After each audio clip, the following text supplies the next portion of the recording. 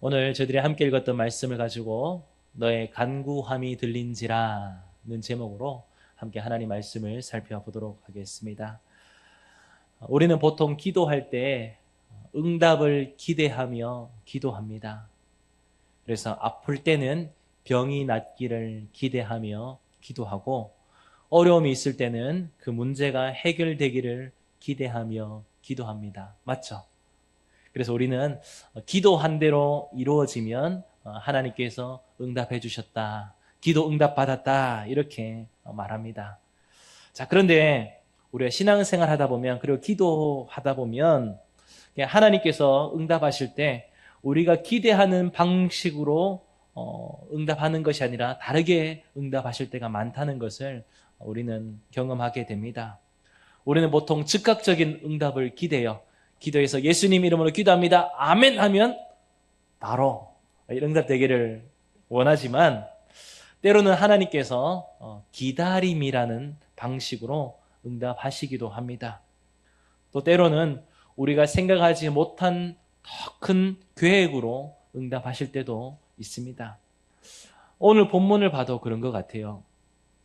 사가랴와 엘리사벳, 이 두 사람은 자녀가 없어서 오랫동안 하나님 앞에 기도했습니다. 그러나 우리가 지난주 살펴봤던 것처럼 나이가 많이 들었음에도 불구하고 하나님께서 자녀를 주지 않았습니다. 시간이 지나도 하나님께서 기도 응답하지 않는 것처럼 그렇게 보였던 시간들이 참 많이 있었습니다. 그런데 어느 날 하나님께서 그 기도에 응답하셨습니다. 단순히 한 가정의 응답이 아니라 구원의 역사를 시작하는 하나님의 응답이었습니다. 그리고 이 응답은 하나님께서 말라기 선지자 이후에 400년 동안 침묵했던 그 침묵을 깨고 말씀하시기를 시작하는 것이었습니다. 그 내용이 오늘 본문 가운데 나오고 있습니다. 그래서 오늘 함께 말씀을 살펴보면서 하나님의 놀라운 역사를 살펴보는 시간 되도록 하겠습니다. 오늘 본문에 보시면 사가랴 이렇게 나오는데요. 사가랴는 아비야 반열에 속한 제사장이었습니다. 이 반열이라는 것이 뭐냐면 반차 이렇게 부르기도 하는데, 이것은 다윗 때에 만들어진 것입니다. 쉽게 표현하면, 우리로 표현하면 반, 조 이렇게 볼 수 있는 것이죠. 이 역대상 24장을 보면 다윗은 제사장들을 24개 조로 나누어서 순번대로 성전을 봉사하게 했습니다. 그래서 이것을 24반차, 24반열 이렇게 말하기도 하는데요. 이렇게 했던 이유가 있습니다. 당시에 제사장의 수가 너무 많았습니다. 당시에 한 10,000명 정도 제사장이 되었는데, 모든 제사장이 동시에 성전에서 봉사할 수 없었어요. 성전의 규모도 있었고, 그렇다고 이제 몇 사람만 봉사를 하게 되면 특정 가문만 봉사를 하고 또 성전을 독점할 수 있는 위험이 있기 때문에 그렇습니다. 그래서 24개의 반열, 24반차로 나누어서 한 반열이 일주일씩 봉사하도록 했습니다. 그래서 일주일이 지나면 그 다음 반열이 봉사를 하게 되는 것이죠. 이 반열 제도가 이 신약 시대에도 계속 이어져 왔습니다. 그래서 누가복음 1장 5절을 보시면 아비야 반열의 제사장 한 사람이 있었는데 그 사람이 누구라고요? 사가랴라는 거예요. 그래서 근데 생각해 보시죠. 24반열, 24개의 조로 돌아간다 해도 이 이제 신약 시대에 오면요, 제사장이 몇 명 정도 되면 18,000명에서 24,000명 정도 됩니다. 구약보다는 훨씬 많은 제사장이 되었어요. 한 반열에 제사장이 1,000명이라고 잡고요. 근데 이 1,000명이 다 같이 봉사를 할 수 있을까요? 이것도 너무 많은 숫자예요. 그래서 각 반열에서도 어떻게 하냐면 제비를 뽑습니다. 제비를 뽑아서 성전을 봉사하게 되었는데, 특히 이 성소 안에서 분향하는 직무는 매우 영광스러운 직무였습니다. 그래서 제사장이 너무 많았기 때문에 어떤 사람은요, 어떤 제사장은 이 일을 성소 안에서 분향하는 이 일을 못하는 제사장들도 있었습니다. 그런데 오늘 본문을 보시면 사가랴에게 기회가 찾아왔습니다. 우리 8절과 9절 함께 읽어보도록 하겠습니다. 마침 사가랴가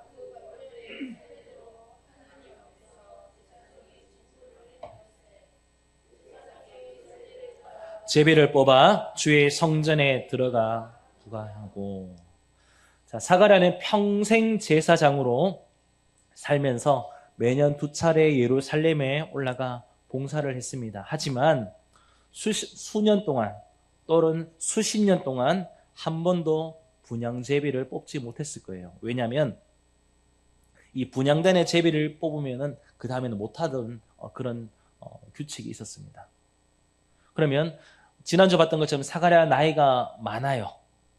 근데 오늘 본문에 보시면 이제 마침 사가랴가 분향하는 제사장으로 이렇게 뽑히게 되었습니다.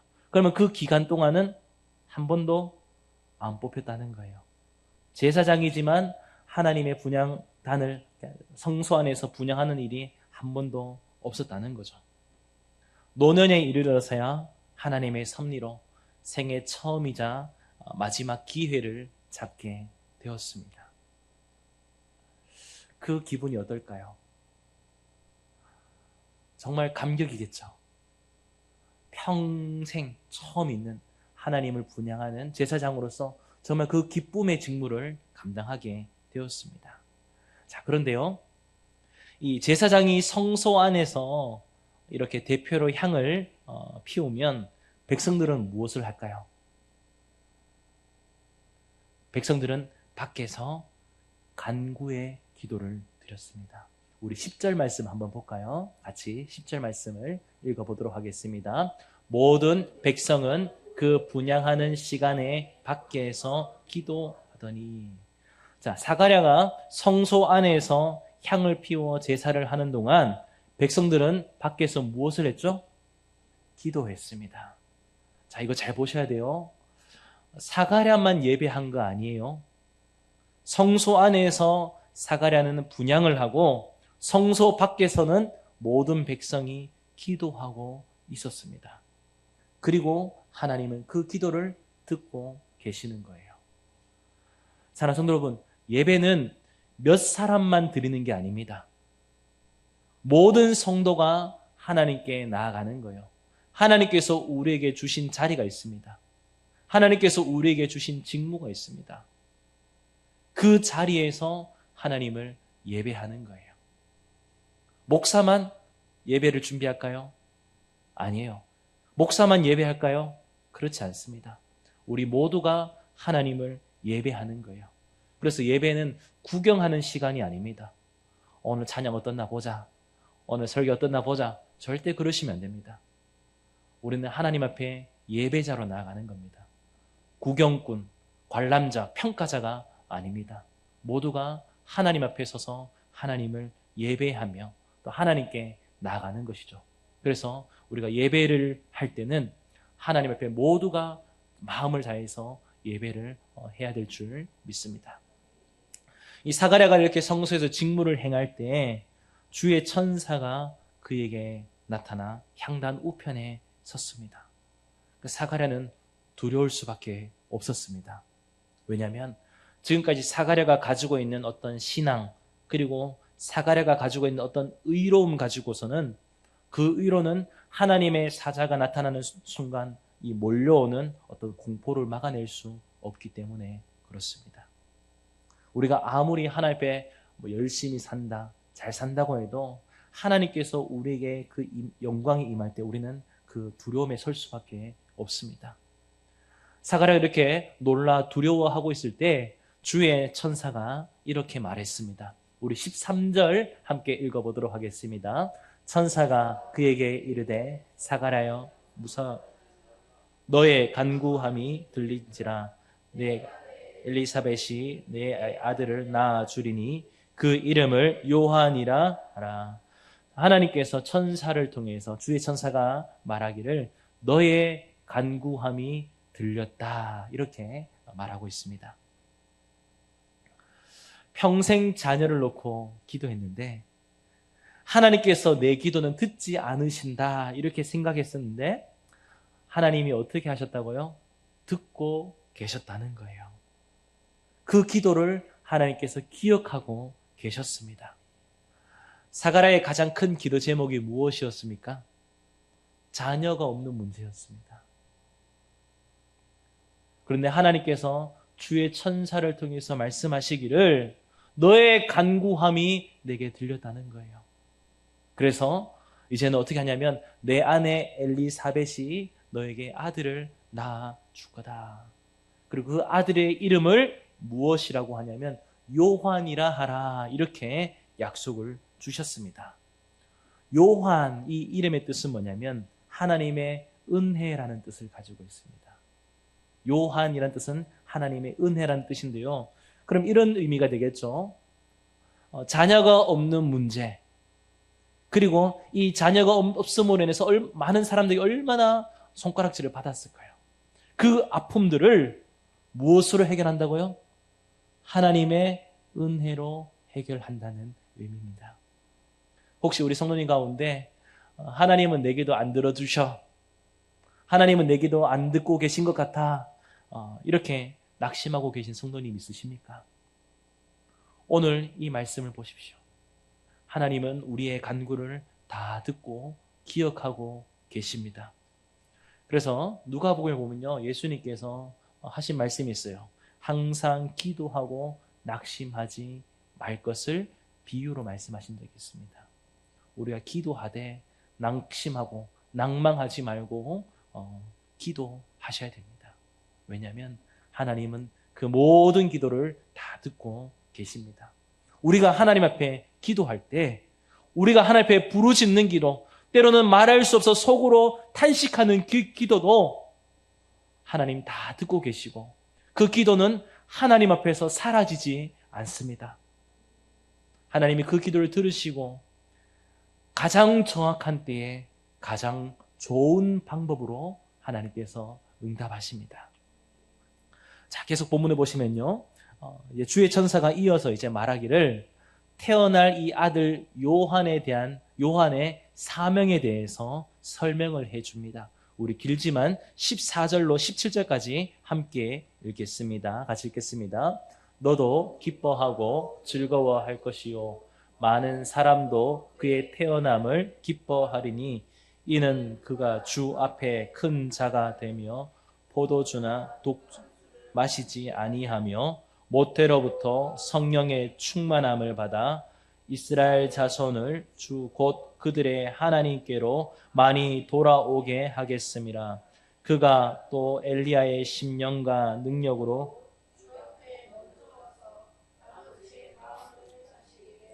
거스르는 자를 의인의 슬기에 돌아오게 하고 주를 위하여 세운 백성을 아멘. 자, 요한의 사명을 14절부터 17절까지 나왔는데 이것을 이제 짧게 줄여서 나누면 네 가지로 나눌 수 있습니다. 먼저 14절에 나왔던 말씀처럼 기쁨의 통로가 되는 거예요. 놀라운 것은 한 가정의 기쁨을 넘어서, 그러니까 너도 기뻐하고 즐거워할 것이요. 이거는 가정이죠. 사가랴와 엘리사벳의 기쁨을 넘어서 이제는 어떤 기쁨이냐면 많은 사람도 그의 태어남을 기뻐한다는 거예요. 한 가정의 기쁨을 넘어서 많은 사람의 기쁨이 되는 통로가 될 것이다. 그렇게 말씀하고 있고요. 그리고 15절을 보시면 이렇게 되어 있습니다. 이는 그가 주 앞에서 큰 자가 되며 포도주나 독한 술을 마시지 아니하며 모태로부터 성령의 충만함을 받아. 주중에 제가 사사기를 읽었는데 좀 많이 본 구절이죠. 이건 나시린의 규례입니다. 포도주나 독한 술을 마시지 않는 것, 시체를 만지지 않고 멀리하는 것, 이것은 나시린의 규정인데 이 태어날 아들이 하나님께 구별된 나시린처럼 세상의 즐거움을 쫓아가는 사람이 아니라 하나님의 통제 아래 살고 모태로부터 성령의 충만함을 받을 것이다.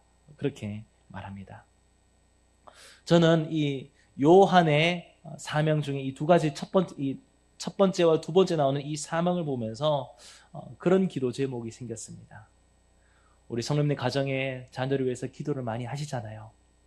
근데 우리의 자녀들이 우리 가정의 기쁨을 넘어서 하나님의 귀한 일에 쓰임받는 자녀가 되는 거예요. 오늘부터 기도할 때 그렇게 기도하십시오. 하나님, 우리의 자녀들이 우리 가정의 기쁨을 넘어서 나의 기쁨을 넘어서 하나님의 기쁨이 되는 자녀가 될 수 있도록 하나님 역사해 주십시오. 그렇게 기도하십시오. 자녀의 이름을 불러가면서 그렇게 기도하시면 될 것 같습니다. 그리고 또 한 가지는 이거예요. 세상의 즐거움을 따라 사는 것이 아니라 하나님께 구별되어 성령 충만한 삶을 사는 자녀가 되는 것입니다. 그냥 기쁨이 되는 것을 넘어서 이제는 하나님께 구별된 성령 충만한 자녀가 되는 것이죠. 오늘부터 기도하십시오. 예, 그렇게 기도하셔서 우리의 자녀가 하나님의 기쁨, 많은 사람들의 기쁨, 그리고 하나님께 구별된 성령 충만한 사람이 되기를 주님의 이름으로 축복합니다. 자, 계속해서 요한의 사명이 이제 16절과 17절에 나오는데 16절에 보시면 이 요한의 사역은 이런 사역입니다. 이스라엘을 하나님께로 돌이키는 사역. 이스라엘 자손을 주 곧 그들의 하나님께로 많이 돌아오게 하겠다. 자, 요한의 사역 중에 가장 중요한 사역 중에 하나입니다. 이 당시에 많은 유대인들이 어떤 삶을 살았냐면 하나님을 떠나 있었습니다. 400년 동안 하나님이 침묵하면서 어떤 사람들은 형식만 남았어요. 율법주의만 남았습니다. 그래서 하나님을 믿는다고 말하지만 그러니까 종교적인 껍데기만 남아있는 거예요. 근데 그런 사람들을 어떻게 하냐면 다시 하나님께로 향하게 하는 그 사역을 감당하겠다는 거예요. 그래서 우리가 마가복음을 살펴봤을 때 봤던 것처럼 세례 요한이 광야에 나가서 외치죠. 회개하라, 천국이 가까이 왔느니라. 그런 사역을 감당한다고 합니다.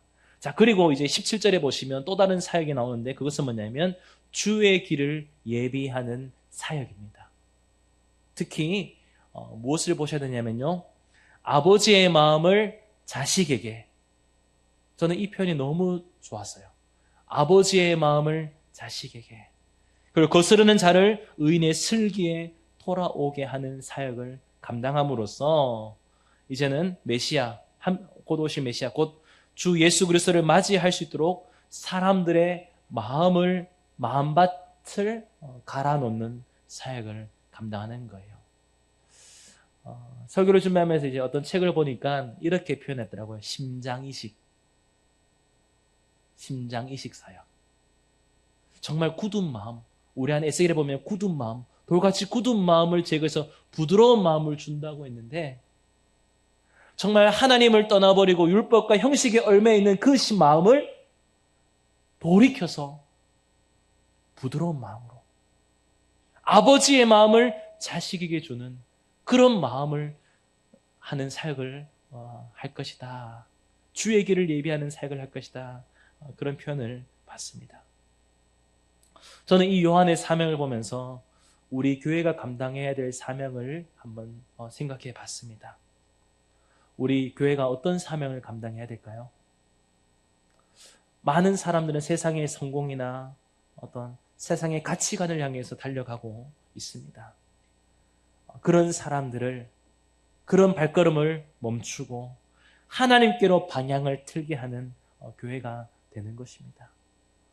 또한 세상에서 깨어지고 메마른 심장에 하나님의 뜨거운 심장을 전해주는 것입니다. 그래서 아버지의 마음을 자식에게 흘려보내는 통로가 되는 것이죠. 교회를 위해서 기도할 때 이렇게 기도해 주십시오. 정말 세상 사람들의 그 세상을 향하는 발걸음을 멈추고 하나님께로 방향을 틀게 하는 사역을 감당하는 교회가 될 수 있도록. 그래서 아버지의 마음을 자식에게, 하나님 아버지의 마음을 사람들에게 알 수 있도록, 하나님의 뜨거운 심장을 전하는 교회가 될 수 있도록, 그런 교회가 될 수 있도록 기도해 주시면 좋겠습니다. 그래서 우리 영광교회가 엘리야의 심령을 회복해서 누군가의 굳은 마음을 녹이고 하나님께로 돌이키는 사역을 감당하는 것입니다. 우리가 이러한 기도 제목 가지고 기도할 때 하나님께서 들으시고 응답해 주실 줄 믿습니다. 자, 주의 천사가 사가랴에게 이렇게 말을 했어요. 아들 요한을 낳을 것인데 이러한 사역을 할 것이다. 이 얘기를 들었을 때 사가랴의 기분이 어땠을까요? 당장 아멘 해야 되지 않나요? 맞죠? 근데 천사의 말을 들은 사가랴는 전혀 다른 반응을 보였습니다. 어떤 반응을 보였는지 우리 18절 말씀 함께 읽겠습니다. 사가랴가 천사에게 이르되 내가 이것을 어떻게 알리요? 내가 늙고 아내도 많으니이다. 자, 사가랴가 천사의 말을 믿지 못했어요. 왜 말을 믿지 못했냐면 현실적인 이유 때문에 그렇습니다. 나는 늙었고 아내도 나이가 많다는 거예요. 그러므로 자녀를 낳는 것은 불가능한 일입니다. 이렇게 판단했다는 거죠. 우리도 사가랴처럼 이렇게 반응할 때가 있습니다. 기도할 때는 하나님은 전능하신 분이니 주실 줄 믿습니다. 이렇게 믿습니다. 옥수로 강조하죠. 근데 기도하지만 정작 이루어지면 깜짝 놀라서 안 믿어요. 기도는 했지만 안 믿는 것이죠. 어쩌면 너무 오랫동안 간절하게 기도했지만 그게 이루어지지 않아서 실망하고 이것이 반복하다가 이거는 안 된다. 이렇게 기대 안 하는 것, 기대 안 하는 게 오히려 더 마음이 덜 상하겠다. 이렇게 생각했을 수도 있을 것입니다. 그 마음은 우리가 사가랴가 아니기 때문에 어떻게 단정 지을 수는 없는 것 같아요. 이렇게 체념하는 사가랴의 마음도 어떻게 인간적으로 보면은 이해가 됩니다만, 그러나 놀라운 것은 뭐냐면 기도는 하지만 믿지는 않는다는 거예요. 이런 불신들이 우리 가운데 얼마나 많이 있는지 모릅니다. 이렇게 사가랴가 불신할 때 주의 천사가 이렇게 말했습니다. 우리 19절 말씀 읽겠습니다. 같이 읽겠습니다. 천사가 대답하여 이르되 나는 하나님 앞에 서 있는 가브리엘이라.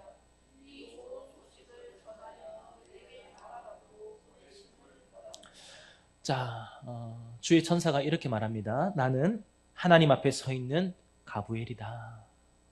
우리 편으로 제가 좀 바꿔볼게요. 나는 하나님 바로 옆에서 그분의 계획을 전달하려고 왔다. 나의 말은 하나님의 직접적인 메시지다라는 거예요. 저 설교 준비하면서 이 부분이 너무 마음에 와닿았어요. 뭐냐면 18절 다시 한번 띄워주시겠어요? 18절 보시면 나는 늙고 아내도 나이가 많다. 이렇게 말했잖아요. 근데 하나님께서 주의 천사를 통해서 뭐라고 하신 말씀이 뭐냐면 나는 하나님 앞에 서 있는 가브리엘이라는 거예요. 나는 나이가 많고 아내도 늙었지만 이래서 안 된다고 하지만 하나님은 가브리엘 천사를 통해서 하신 말씀이 뭐냐면 나는 하나님 앞에 서 있는 가브리엘이라는 거예요. 하나님의 보내심을 받았다는 거예요. 너는 늙어서 안 된다고 하지만 하나님은 하신다는 거예요. 설교 주면서 한 대 빡 맞았어요.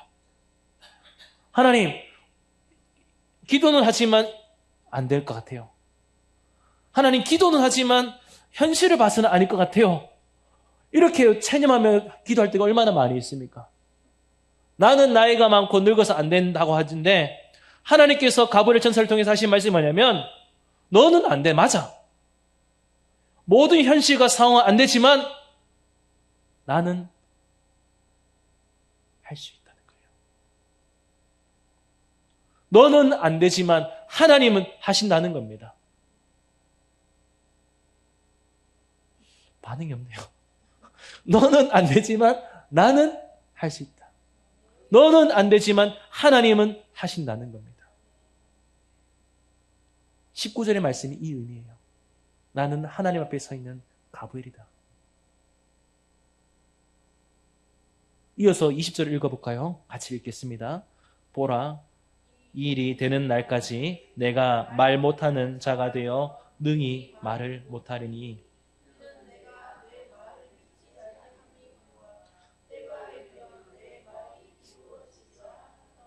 자, 사가랴 이거죠. 이 말이죠. 사가랴 너는 안 된다고 말하지만 하나님은 이루신다는 거예요. 하나님은 약속하신 대로, 말씀하신 대로 반드시 약속을 이루시는 하나님이십니다. 이 약속의 말씀을 따라 제가 읽지는 않았지만 24절을 보시면 엘리사벳은 요한을 잉태하게 됩니다. 자, 근데 문제가 생겨요. 뭐냐면 사가랴가 불신을 했어요. 기도는 했지만 기도의 응답을 믿지 않았기 때문에, 불신한 마음들이 있었기 때문에 그 불신으로 인해서 말을 못하게 됩니다. 언제까지 말을 못하게 되냐면요, 요한이 태어나서 8일째 되던 날 이제 할례를 받거든요. 그때 입이 열리고 말을 하게 됩니다. 그러면 오늘 본문의 시점으로부터 아무리 빨라도 10개월 동안 말을 못하게 돼요. 자, 하나님께서 왜 사가랴의 입을 막으셨을까요? 오늘 본문에 보면요, 20절 1절이죠. 내가 말 못하는 자가 되어 능히 말을 못하리니 이는 내가 내 말을 믿지 아니함이거니와. 자, 뭐 때문에 말을 못하게 된다고요? 믿지 않아서, 불신 때문이다. 그렇게 되어 있습니다. 불신을 인한 하나님의 심판일 수도 있어요. 징벌일 수도 있습니다. 그런데요, 꼭 그것 때문은 아닌 것 같아요. 저 설교를 준비하면서 이 부분을 곰곰이 계속 묵상하면서 기도하면서 계속 본문을 좀 봤습니다. 왜 하나님께서 사가랴의 입을 막으셨을까요?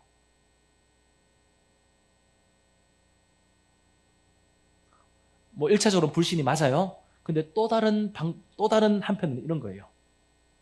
사가랴가 이제 불신하는 말들을 계속 하게 되면 이 불신의 말이 하나님의 위대한 일을 방해할 수 있다는 거예요. 그래서 하나님께서 입을 막음을 통해서 하나님의 일을 방해하지 못하도록 보호하는 하나님의 침묵이었습니다. 왜 그럴까요? 자, 하나님께서 사가랴를 통해서, 주의 천사를 통해서 사가랴에게 말하잖아요. 아들을 할 거다. 요한이라 해라. 이런 사역을 할 거다. 사가랴는 계속 뭡니까? 나이 많아서 안 됩니다. 못합니다. 안 됩니다. 계속 이런 말을 하게 되면 은혜가 될까 안 될까요? 안 돼요. 사가랴 자체도 은혜가 안 된다는 거예요. 그래서 하나님께서 입을 막으시는 거죠. 왜 막죠? 우리 생각 때문에 불신하는 것보다 하나님의 일하심을 잠잠히 보라는 거예요. 우리가 기도할 때도 불신의 마음들이 생길 때가 많아요. 그때 입을 닫으십시오. 막으셔야 됩니다. 오히려 우리의 불신이 생길 때마다 무엇을 하냐면 하나님의 일하심을 잠잠히 기다리셔야 되는 거죠. 그래서 사가랴는요, 10개월, 짧게 해도 10개월을 그렇게 침묵을 하며 시간을 보내게 되었습니다. 자, 오늘 하나님께서 주의 천사를 통해서 사가랴에게 하신 말씀을 좀 우리가 한번 생각을 해봤으면 좋겠어요. 하나님께서 주의 천사를 통해서 사가랴에게 가장 먼저 하신 말씀이 뭐죠? 너의 간구함이 들린지라. 오늘 제목처럼 너의 간구함이 내게 들렸다. 그렇게 하나님께서 천사를 통해서 말씀하셨습니다. 자, 사가랴의 기도는 어제 시작된 기도가 아니에요. 젊은 시절부터 드려왔던 기도였습니다. 그러나 시간이 흐르고 나이가 들면서 아마 그 기도는 마음속에서 점점 희미하게 사라졌을 거예요. 어쩌면 사가랴는 그 기도를 포기하고 있었을 수도 있습니다. 하지만 하나님은 그 기도를 잊지 않으셨습니다. 그리고 하나님께서 정하신 때가 되었을 때 그 오래된 기도에 대해서 하나님이 이렇게 말씀하셨죠. 너의 간구함이 들린지라. 사랑하는 성도 여러분, 혹시 사가랴처럼 하나님께서 내 기도에 침묵하고 계신다, 이런 생각 때문에 내려놓고 포기하신 기도가 있으십니까? 하나님의 침묵은 우리의 기도를 잊으셨다는 뜻이 아니에요. 하나님의 침묵은 하나님께서 여전히 일하고 계신다는 거예요. 다만 하나님의 때가 되지 않아서 늦춰질 뿐입니다. 이거 기억하셔야 돼요. 우리가 보기에는 늦어 보이고 이미 끝난 것처럼 보일지라도 하나님은 우리의 기도를 다 듣고 기억하고 계십니다. 절대 잊지 않으시는 하나님이십니다. 때가 되면 반드시 이루시는 하나님이십니다. 그럼 우리는 무엇을 해야 될까요? 우리가 할 일은 딱 하나입니다. 기도를 멈추지 않는 것입니다. 그래서 예수님께서도 항상 기도하고 낙심하지 말아야 된다, 그렇게 말씀하셨습니다. 혹시 우리 성도님 가운데 오래된 기도 있으십니까? 기도해도 안 되더라, 기도해도 소용이 없다, 이런 기도 있으십니까? 오늘 하나님께서 말씀하십니다. 너의 간구함이 들린지라. 사랑하는 내 아들아, 사랑하는 내 딸아, 너의 간구가 내게 들렸다. 너의 기도 내가 잊지 않고 기억하고 있다, 그렇게 말씀하고 계십니다. 위로가 되지 않으십니까? 하나님이 내 기도 들으신대요. 하나님께서 우리 기도 잊지 않으시고 외면하지 않으시고 다 듣고 계십니다. 오래된 기도, 제가 우리 성도님 기도 제목 받으면서 늘 빠지지 않았던 개인의 기도 제목이 있습니다.